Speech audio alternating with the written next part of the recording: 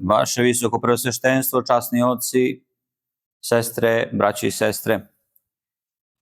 Danas se nalazimo u manastiru, u crkvi Preobraženja Gospodnjeg, gde nas podsjeća da je misija Gospoda našeg Isusa Hrista preobraženje ljudskoga roda. Preobraženje svakoga od nas, stanovnike, konkretno grada Kruševa, Prilepa, Vranja, Beograda, Skoplja, Njujorka i tako dalje po celome svetu, u preobraženje ljudi, budućih stanovnika grada Eshatona, to je carstva nebeskog. Naše preobraženje u ovome svetu počinje rađenje telom, a onda krštenjem rađenje Duhom Svetim.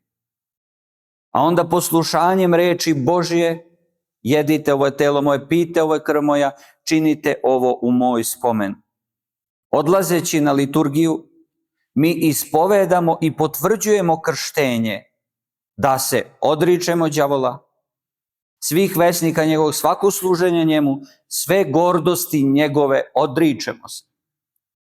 Okrećući se prema istoku, govorimo i ispovedamo da se sjedinjujemo sa Hristom kroz liturgiju, kroz pričešće samim Gospodom.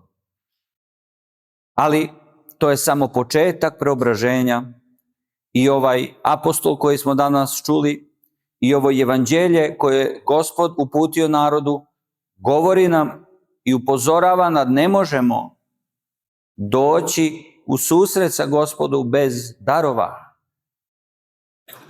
Gospod je car koji nam je darovao život, koji nam je darovao tolika čula, koji nam je darovao ovaj svet, sve zakone i dao nam je šansu i darovao nam je njegovo stradanje, njegovo vaskrsenje. Darovao nam je toliko darova i od nas traži da mi na dar nešto donesemo i njemu.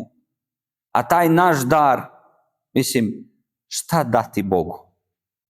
Osim ljubavi koju imamo prema njemu i podviga koji proističu iz te ljubavi.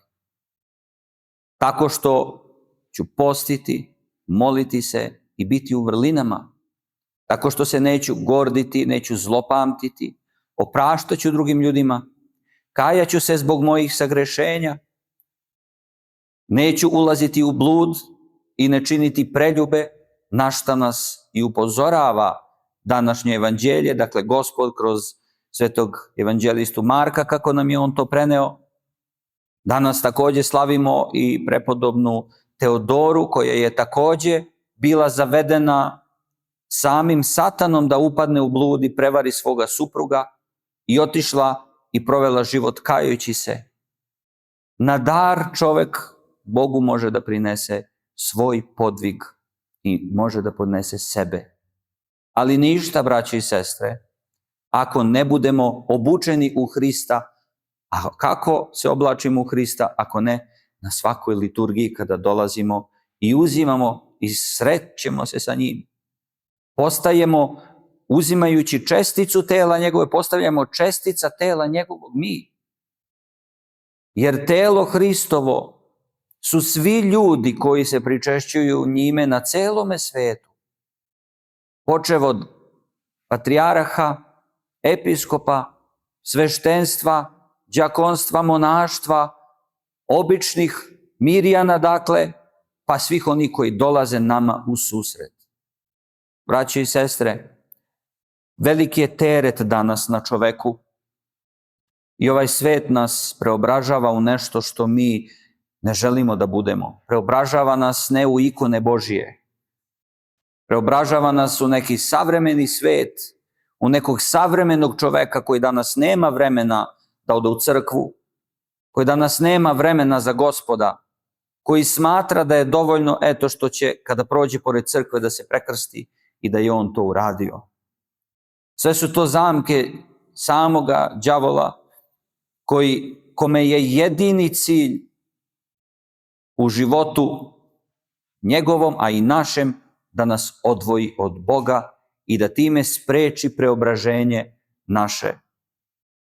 I radost u Carstvu nebeskom. Ne smemo, braće i sestre, zaboraviti tu radost. Radost je velika, pogotovo na liturgiji, i ona je dar. To sad ne osetimo. Ali na kraju liturgije, kada se pričestimo, onda dobijemo taj dar i onda u srcu našem nastupi radost. Radost koja nas očekuje u Carstvu nebeskom. Jer ove pesme koje ste slušali, da su naši dobri povici pojeli, to su pesme koje slave Boga. Kada prevedemo sve ove pesme, samo se govori hvala ti Bože, slava ti Bože. Hvala ti Bože, slava ti Bože, oprosti mi Bože, kajem se Bože, hvala ti Bože. Ako pitate se šta anđeli govore na nebesima i šta oni među sobom pričaju, svet, svet, svet, Gospod Sabaot, oni to pričaju. Sjati Bože, sjati krepki, sjati besmrtni, pomiluj nas. Oni to govore, oni to pevaju, oni slavoslove ceo svoj život i tako pesmom, radošću i slavoslovljem Bogu rasteruju mrak oko sebe. Neka bi naše preobraženje u buduće stanovnike Carstva nebeskoga, carstva eskatološkog, počelo ovde radošću i ljubavlju koje moramo da imamo jedni prema drugima. Nemojte da zaboravimo da se ne možemo spasiti ako mrzimo bilo koga na ovome svetu. Jer to nije Gospod. Gospod nas uči da volimo, da praštamo, bez obzira šta drugi govore i rade nama. I vi danas i konstantno imate ikonu pred sobom upravo toga.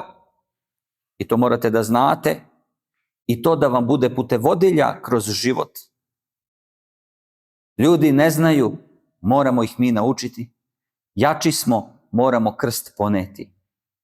I mi smo stali u bezdan kao ljudski rod i Gospod je došao da nas nauči.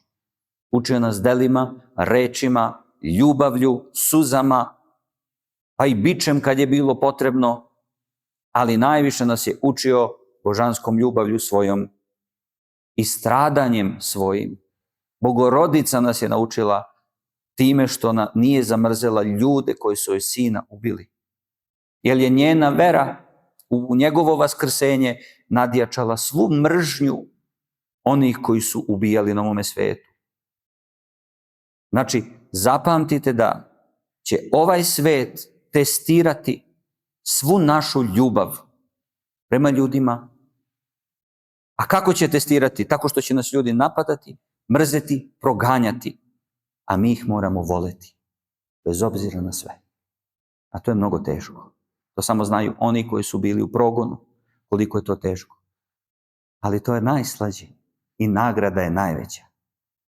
Neka bi nam vaskrsli Gospod dao snage za preobražaj duša naših u ovome svetu, da preobraženje krene iz, ovoga mesta kao što i jeste, iz ove crkve, preobraženja Gospodnjeg, i da preobrazimo zajedno ovo mesto, ovaj grad, ove ljude koji ovde žive, a posle, ko zna, možda i ceo svet.